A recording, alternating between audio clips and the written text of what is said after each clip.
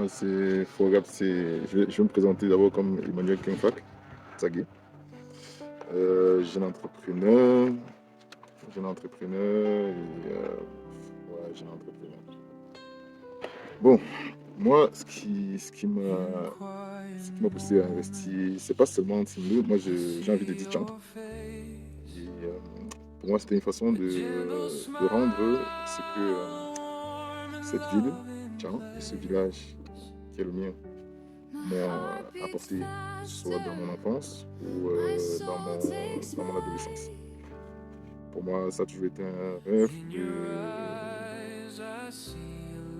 de plus penser. C'est peut-être un peu égoïste, mais c'est comme ça, moi je me dis toujours, chacun doit penser chez soi.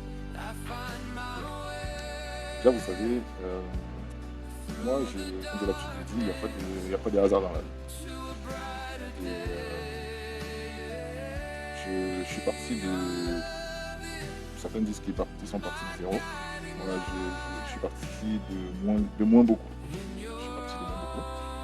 Et partant du Cameroun, rappelant aussi que j'ai essayé aussi avec le foot. Après, quand arrivé en France, c'était pas évident de chercher à devenir footballeur professionnel en pensant à ce que tu as laissé en Afrique. Donc, et vu que le foot, c'est quelque chose, le sport en général, c'est quelque chose qui ne ment pas. C'était très difficile de chercher des petits jobs et d'être concentré pour s'en sortir. Donc, du coup, j'ai viré vers le bien d'un grand frère que je salue, Manitou, qui m'a permis, hasard, de devenir DJ, métier que j'ai exercé pendant près de 6 ans. Je m'assise, j'avais aussi compris que je ne pouvais pas rentrer sur le foot. Il fallait préserver les acquis. C'est comme ça que je peux ça, préserver les acquis. Ça veut dire que c'est le fait d'être DJ qui me permettait de payer mes fortunes en France et d'aider ma famille. En étant DJ, j'étais dans la programme, j'envoyais de temps en temps des petits produits qu'on revendait au Cameroun, même si j'avais pas l'argent après, mais je continuais parce que au moins ça permettait à la famille de vivre sans que j'y sois obligé d'envoyer de l'argent. Donc, depuis le début, ça m'a fait intégrer le monde des affaires. Ça bonne question. Le Lillois, c'est pas une question de business. En fait. C'est loin d'être investi, fait cet investissement-là, c'était loin d'être une question de business. Je pense que c'est plus, je sais pas comment dire ça. En fait, j'ai voulu écrire mon histoire. Voilà. J'ai voulu écrire mon histoire dans la ville qui m'a vu naître et qui m'a vu grandir et devenir ce que je suis aujourd'hui. Pour moi, c'était plus écrire mon histoire et apporter ma pierre à l'édifice. C'est comme on dit souvent, avant de dire ça c'est le chez nous, il faut être en train de construire. Donc pour moi, c'était ma façon de construire la ville. Parce que je me souviens, quand on était encore en chantier, il y avait le préfet de la ville, je salue, qui était de passage au chantier et il m'a posé la question, attends, pourquoi t'as pas fait ça à Boya? De toute façon, il était en bas de mon cœur. Et j'ai répondu au préfet, si je fais à Boya, ceux de Boya, ils vont investir, si j'investissais comme ça à Boya, ceux de Boya, ils vont investir. Moi, je pense que, techniquement, chacun doit essayer d'investir chez soi. Mais pour moi, c'était pas le business, c'était d'abord de dire que je suis capable de faire quelque chose comme ça dans ma vie, et je le fais. C'était une expérience marquante. Et je salue aussi le chef de Sa Majesté Marie Dupont, chef du village Sambé, pour cette conscience qui a été renouvelée 2 années dessus. Vous savez, les projets, aujourd'hui on a la chance moi, après 2 personnes, on a la chance d'avoir vu un peu comment ça se passait hier. Donc je vais pas parler des projets directs, parce que si je dois parler de quelque chose qui m'a le plus marqué, je parlerai de la présidence de Maître Véronique Mitterrand qui a livré avec moi, qui m'a le plus marqué. Et c'est parce qu'en fait, moi, à mon époque, j'ai essayé de travailler sur la continuité. Donc, ce qui est important, c'est pas ce que moi j'ai fait. Pour moi, ce qui est important, c'est pas ce que moi j'ai fait pendant ma existence. C'est plus ce qu'on a mis sur pied et qui est en train de voir le jour au fur et à mesure. Et si, sans prétention, je peux parler de ce qui a été fait l'année de ma présidence, on parlera des lampadaires de quelques lampadaires qu'on a essayé de mettre dans des zones un peu obscures.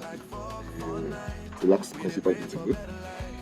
Et après, le classique, des accidents remis les lauréats qu'on a pu remettre aux enfants qui ont bien travaillé à l'école. Et ouais, pour ne citer que ça.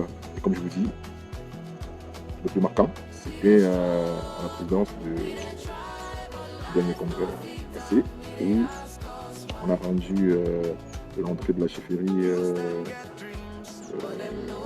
C'est l'une des meilleures entrées des chefferies traditionnelles. Et je salue encore cette initiative de la présidente actuelle, Maître Véronique Mitton. Bien. Vous savez, comme j'ai dit au début de mes propos, je viens de très loin. Comme beaucoup d'ailleurs aussi. J'ai un parcours assez atypique. L'une de mes règles, c'est d'écrire, à chaque fois que j'ai l'occasion d'écrire ma page dans l'histoire, que ce soit l'histoire de la famille, du village, de la ville, je n'hésite pas. Parce que, en toute honnêteté, j'aurais pas rêvé mieux. Et c'est justement l'une des raisons pour lesquelles j'hésite pas quand il faut poser un acte positif ou quand il faut tendre la main. C'est tout. C'est donner la chance vous avez parlé de l'orchestre. Il y a la sonorisation aussi de la salle de fête du village. C'est ma part d'histoire que j'écris. C'est tout. Comment il me soutient? En fait, vous savez, le soutien dans la vie, c'est tout dépend dans quel angle vous vous placez pour voir comment quelqu'un vous soutient. Moi, le seul soutien que j'attends autour de moi, c'est que les gens doivent se battre pour ne pas être dépendants des autres ou de moi. Et que une fois que tu as permis à quelqu'un de s'en sortir, que la personne puisse éventuellement s'en sortir. Je vous donne un exemple. Si j'ai une soeur, une cousine, une nièce, un ami, une amie, j'en sais rien, qui vient me voir et qui me dit qu'il a besoin de 50 000 pour lancer un business, je dis n'importe quoi, et que tu lui donnes les 50 000, et que cette personne s'en sort, avec ces 50 000 que tu as donné, pour moi, c'est le meilleur soutien. Donc je n'attends pas plus que ça comme soutien pour moi, parce que quand tu répètes des efforts sur les mêmes personnes, c'est fatigant. Donc, le simple fait que tu aides une soeur, une cousine, une tante à se lancer dans un business et que ces personnes ne reviennent plus vers toi, pour moi, c'est ce que j'appelle le soutien. Je pense pas être bien placé pour donner des conseils. Je peux tout simplement parler de moi. Et après, c'est chacun qui voit. Vous savez, dans la vie, il faut toujours définir sur quoi s'accrocher. Ça, c'est ce que j'ai dit. Avoir quelqu'un sur qui, ton mentor, comme on dit souvent, et quelqu'un qui est pour vous une référence. Et vous dites, ça, à cette personne, je vais suivre ses pas. Et j'ai pas besoin de citer le mien ici. d'adversité qui m'a inspiré aujourd'hui à être ce que je suis sur le plan social. J'ai pu m'imprégner, voir, observer la façon de faire de cette personne qui est pour moi une référence, que je préfère faire le nom, je retiens un peu je préfère faire le nom. Mais je pense que ma force, ça a été ça, de me dire, voilà quelqu'un que je peux suivre. Voilà quelqu'un qui a un exemple, qui peut me permettre de m'en sortir. Parce que beaucoup s'étonnent souvent de mes largesses. Mais la seule chose aussi que je dis souvent aux gens, c'est que plus tu donnes, plus tu reçois. Oui. Être égoïste, toujours penser à soi, ça ne... C'est pas... Comment dire ça? C'est pas la meilleure façon de réussir. Si tu veux réussir, sois capable de penser d'abord aux autres. Parce que j'ai compris que la meilleure récompense que nous pouvons avoir sur cette terre, c'est celle de Dieu. Un être humain ne peut pas te récompenser de ce que tu lui as apporté. Mais quand tu apportes autour de toi, plus ça sort, plus ça rentre. Donc, non. Pour ce qui est du conseiller en l'entrepreneuriat, franchement, j'ai pas de...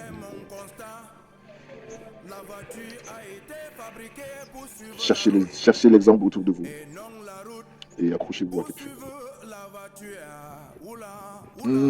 Team 2, c'est... Je vais être obligé de... parce que là, on a dit à cœur ouvert. Je vais être obligé de parler du conflit qui sévit dans le village depuis ma tendre enfance, qui est un conflit de chefferie. Je pense que quand ce conflit sera derrière nous,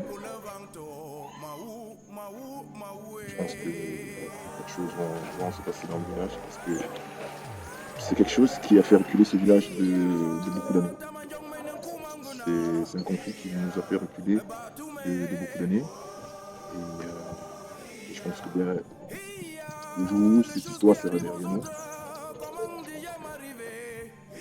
un peu de identité, même si nous, je dis nous parce que quand je parle du conflit, ceux qui me connaissent savent qu'il s'agit de ma famille, qui est de la lignée originelle, qui aujourd'hui ne peut pas jouir de ce type-là de chef. Et c'est quelque chose qui nous a beaucoup freiné. Donc je pense que du jour où ce problème sera résolu et que la chaufferie reviendra acquis de droit, je pense que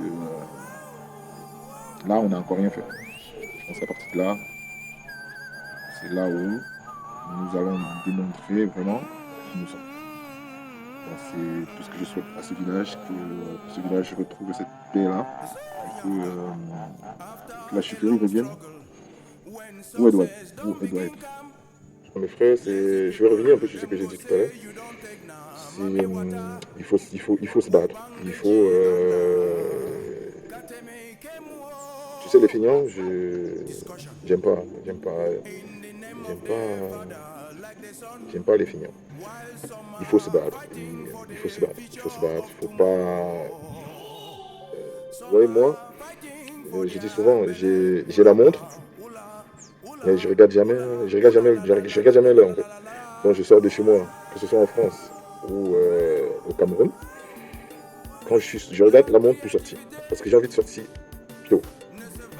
Mais pour rentrer, je regarde plus la montre. Pour rentrer chez moi, je regarde plus la montre. C'est le temps maintenant, puisque si je suis en train de faire quelque chose qui nécessite que ce soit fait en journée, il faut que la nuit tombe pour que j'arrête. Et je ne résigne pas sur les efforts. Je suis pas, je compte pas mon temps. Je compte pas mon temps. Et comme j'ai dit tout à l'heure encore, le conseil que je donne autour de moi, c'est soyez bon. Soyez prêts, toujours prêts à tendre la main aux nécessités. Vous voyez, chaque année, j'essaye tant bien que mal. Parce que ce que je fais, je ne le fais pas parce que financièrement parlant, je suis très à l'aise. Mais je le fais tout simplement parce que je sais ce que c'est de ne pas avoir. Tu vois, je suis passé par là. Et quand tu sais ce que c'est d'être pauvre, je peux dire ça comme ça, tu peux pas hésiter à donner du sourire à un enfant. Vous voyez, dernièrement, on était, je crois, on a fait 2 heures sur ça ensemble. Et pour moi, c'est une joie immense d'être dans des endroits comme ça. C'est une joie immense de tendre la main. Et comme je dis aussi souvent aux gens, même quand je donne, c'est pour moi que je le fais.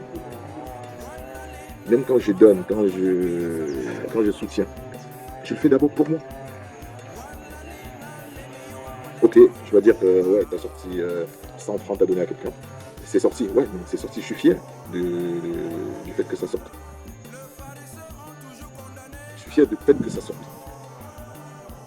Donc, le seul conseil que je peux donner, c'est, je le dirais comme si je le disais à toi qui m'interviewe aujourd'hui, Michel, regarde tout simplement comment je fais. Si tu peux faire comme moi, fais-le.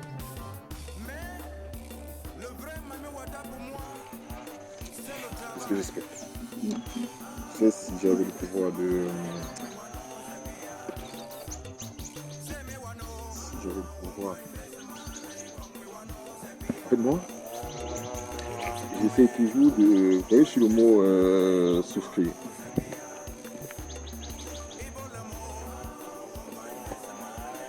Si j'avais le pouvoir de, à chaque fois que je peux, de retirer la lettre F sur souffrir, je crois que c'est ça, hein. Si tu retires F,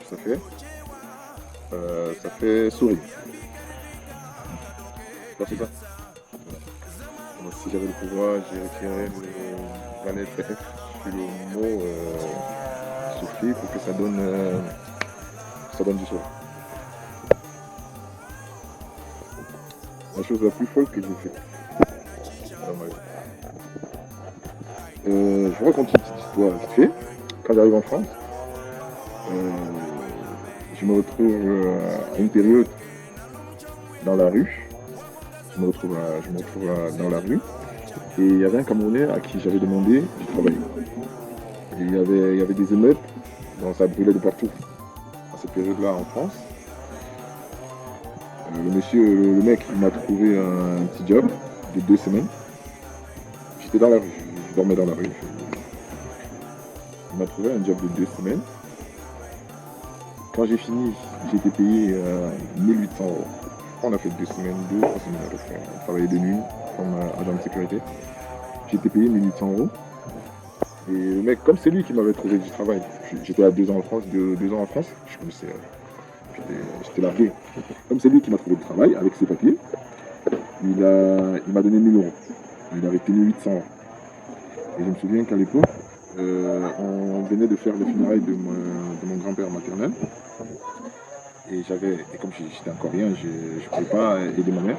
Et j'avais demandé à ma mère de faire un prêt que je rembourserais quand je pourrais. Et ma mère a fait un prêt de 600 000. Quand j'ai gagné les 1000 euros, puisqu'au final j'ai eu 1000 euros, puisque le mec il a retenu 800 euros, 1000 euros, j'ai pris les 1000 euros, je suis allé m'aligner à Expression et j'ai envoyé 800 euros à ma mère. Et c'est longtemps après que je me suis posé la question à savoir, tu es là, tu vis dans la rue, tu sais même pas ce que tu as dit, c'est vrai. Tu n'as pas pensé à trouver un abri, puisque avec 800 euros, tu peux t'organiser pour vivre 2-3 semaines sorti de la rue. Mais j'ai pas pensé comme ça. Et j'ai envoyé 800 euros à ma mère. Je suis resté avec 200 qui m'ont permis de continuer à vivre dans la rue. Et je prends ça comme exemple d'une chose, de la chose la plus folle, mais je regrette pas. Si c'était à refaire, je le ferais. Et comme je vous disais tout à l'heure, quand tu es bon, tu peux pas. Quand tu es bon, Dieu peut pas te lâcher. Tu vois, j'ai fait ça, mais c'est pas parce que j'ai fait ça que je m'en suis pas sorti. Je crois que ça, c'était fou. Ouais. Je crois que c'est l'explication. Je n'ai pas d'explication. Je crois que c'est ma personnalité. C'est peut-être, je dis peut-être, hein, parce que je ne vais pas sembler prétentieux. C'est peut-être ma façon d'être. C'est peut-être ce que je dégage. J'en sais rien. Il n'y a pas que des chefs. J'ai aussi beaucoup d'amis, que ce soit, comme vous avez dit, chefs traditionnels, ça peut être des administrateurs, ça peut être.